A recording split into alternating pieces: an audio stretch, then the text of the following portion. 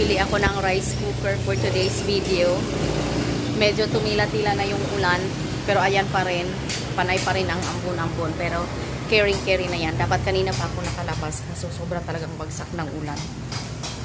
Saka na-stress ako dito sa tsinelas ko. Alam nyo yun, na nilabhan ko to, umuwi ako, diba? Nilalabhan ko kasi lagi kong binabrush. Pero first time ko tong ibinilad sa araw. Nikulo siya, guys. Kanang nabaw, nagkuan siya, oh. Wala na, lumiit yung tsinelas ko, pero isusuot ko pa rin kasi makapal siya. Pag ano, maganda siya pag nagtag-ulan. Kaso lumalagpas na yung paa ko.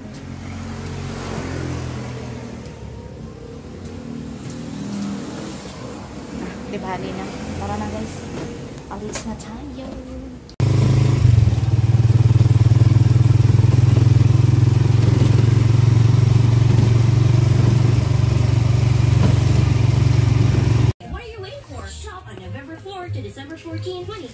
Ayan.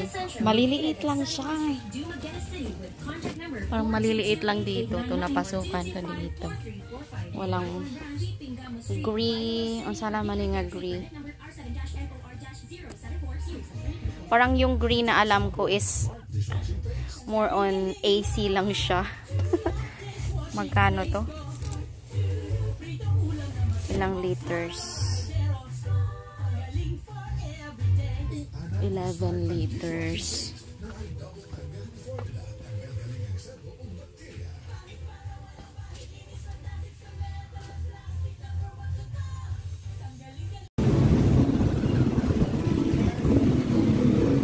Ang Robinsons ko.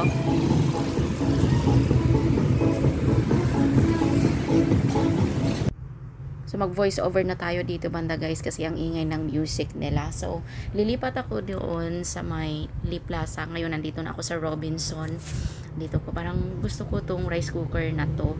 Maliit pala tong video ko, kaloka, hindi ko napansin. So iyan, pinapakita ko yan sa kapatid ko. Sabi ko kung kasya na ba tong ganitong size sa atin. By the way, hindi kapatid ko ang bumibili. Si siya nito ang nag-initiate na bili kayo ng rice cooker kasi nga may bigas naman tayo, tapos walang rice cooker, hanggang sa umabot ako dito, uy, may paganito pala dito. Pero no, hindi siya carry, so steady ka muna dyan one day. Siya, guys, naiuwi ko na. So 2.8 liters Hanabishi. Diba? Malaki. Saktong-sakto to kasi madalas nangihirapan kaming magluto, lalo na pag may trabaho, nagtapatanim ng palay at kung ano mga ginagawa sa bukid na marami kami. Nagdadalawang saing kami sa kaldero. So mas magagamit to kapag marami kami sa bahay. Tsaka walang problema kapag maraming saing kasi ang kanin sa amin, guys, is pamaris ng kape sa umaga, pang-almusal, pananghalian, panghapon. Bago pala maghapunan, may merienda pa sa hapon. Kanin din pinampaparis namin sa kape. O, diba? Hindi ko na siguro kailangan yung i-unbox. My God. Oh, it's a rice cooker. Alam natin lahat kung anong laman ng rice cooker. So, paano ba yan ngayon? Paano ako liliit yan? Sabi niya pa naman, para daw akong suman. Pastilan. Don't try body shaming me because I have no shame. Shame on me. Kaloka. Natawa talaga ako. Dumaan lang sa ano ko kanina. Wala dyan siya lingaw, in fairness. But anyway, paano kami paano kami papayat nito? May rice cooker na kami. Yung tipong hindi na kami mahihirapang magsaing. Diba? Oh. So sad. Kalulungkot mo na naman na itong tataba kami lalo. Anyway, siya, maraming salamat. Thank you so much for the rice cooker. With the steamer. Hindi ko na i-unbox. Ayan. I-unbox ko lang ito pagdating natin sa bahay. Okay. Ayan. Matutulog na ako, guys. Guys, so may naiuwi akong spaghetti. Kasi may food pack kami ngayon sa work. Nakapag lunch na ako kanina before nila to dinistribute, kaya inuwi ko na lang. Sana okay pa to, parang ibang amoy. Sana okay pa to. Makakain ko pa pang almusal. May rice naman ako. Spaghetti. Yung ulam ko yan, guys. Kain. Kakain na ako. So, yung rice ko kagabi, dinadamihan ko yung luto ko ng rice sa gabi para at least sa umaga. Hindi na ako sasain pagdating. Sana okay pa talaga tong spaghetti.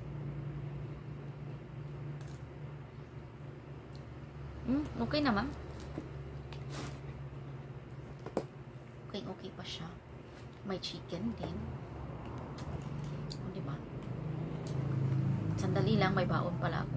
Hindi ko na tagagalawin. Meron akong baon na isda eh. Galing sa Mabinay. Nila ko.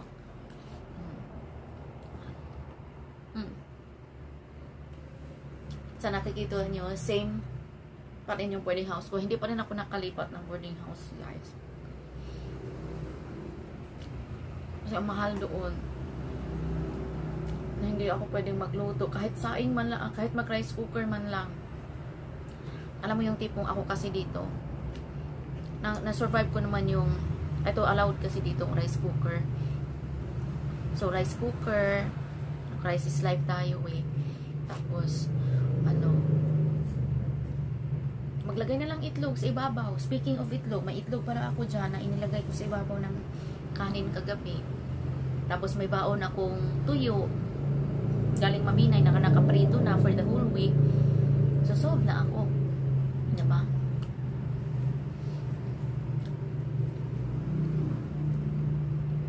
Doon kadalasang nakikita ko yung meron yung may 2,500, may 3,000, ayan, mahal-mahal. Okay na sana yung 2,500 kung sana. Kasi ito, pumapatak din naman na ganun yung binabayaran ko kasi 1,500 weekly, plus pamasahe ko pa. Kung susumahin niya, umaabot pa ng 2,750 yung monthly ko na na-spend ko, including the pamasahe back and forth sa trabaho, tsaka upa ng bahay. Kaso, ang nagpapahirap lang doon, yung bibilhin ko lahat. Tipong ultimong pagpapainit ng tubig pangapi, kailangan kong bilhin yung mainit na tubig. Hawal ko pa ako yan. Paano yan? Meron din yung isang kaso napuno na sila, sayang sa niya. Hindi mo sinabi sa akin naghahanap ka. Malapit lang yun sa airport. Malapit lang kasi sa airport yung guys, yung office namin.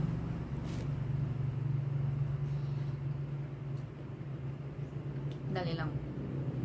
Nihirapan ako. Kuha ako ng plato.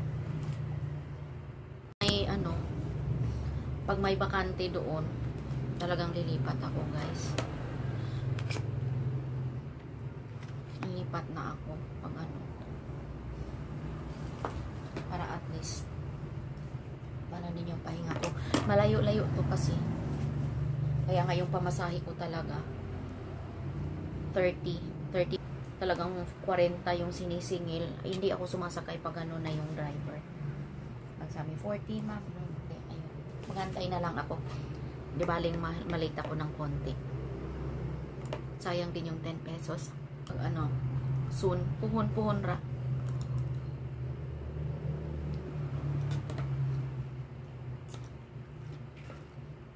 Maraming murang paupahan. Kaso, yung mga nasa looban kasi, dapat talaga may yung nagko-commute ka na or yung may sarili kang mga sasakyan mo, may service ka sarili, pwede kang mag-rent ng medyo sa looban. Dito mahirap ang sumakay pag madaling araw.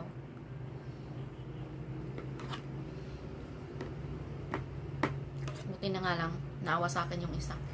Sabi niya sa akin ni Tin nung December, kasi doon talaga yung hirap na ako talaga. Nalilate na ako.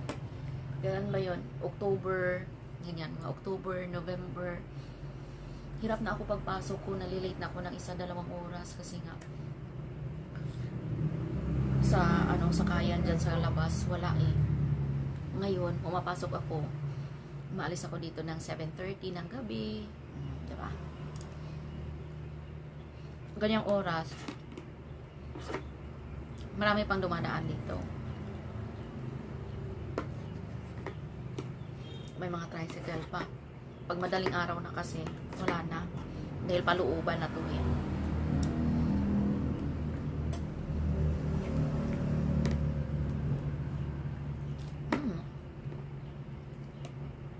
Sarap ng ulam ko guys. Sarap yung ulam ng spaghetti.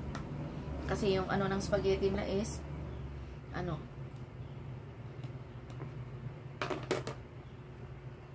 ba to? Corn beef. Corn beef pala yung ano ng spaghetti. Okay lang. Hindi ko alam anong meron. Anong meron? Ba't biglang may ano pa-food? Kasi madalas pag sa amin, pag may holiday, may pa-food sa production. So, ngayon, hindi ko alam anong meron.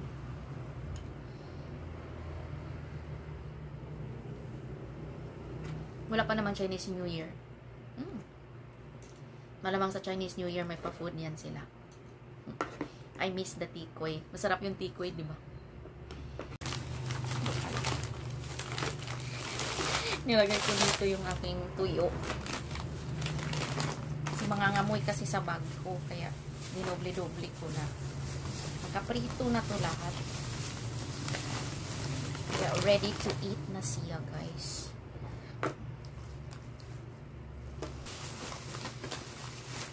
Masarap talaga. Mas malasa yung pagkain pag may tuyo. Tapos, lalagyan ko ng tuyo sa bigasan ko. Mamaya na lang muna, guys. Kasi, parang, ang hirap kumain ng kontrolado mo yung ano ba, kontrolado mo yung subo mo na kailangan cute, di ba? Para ano sa video. Pero, mamaya na lang.